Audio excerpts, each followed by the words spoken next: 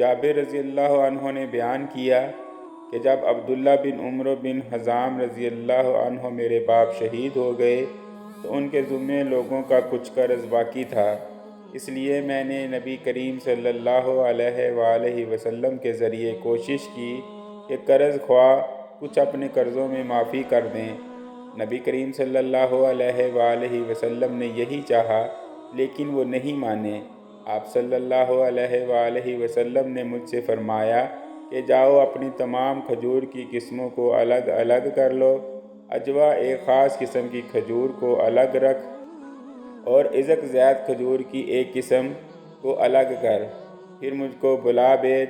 میں نے ایسا ہی کیا اور نبی کریم صلی اللہ علیہ وآلہ وسلم کو کہلا بھیجا۔ آپ صلی اللہ علیہ وسلم تشریف لائے اور کھجوروں کے ڈھیر پر یا بیچ میں بیٹھ گئے اور فرمایا کہ اب ان قرض خواہوں کو ناپ کر دو۔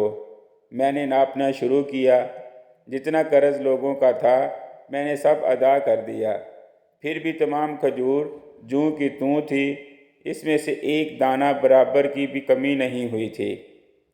فراس نے بیان کیا، ان سے شعبی نے اور ان سے جابر رضی اللہ عنہ نے نبی کریم صلی اللہ علیہ وآلہ وسلم سے کہ برابر ان کے لیے تولتے رہے، یہاں تک کہ ان کا پورا قرض ادا ہو گیا۔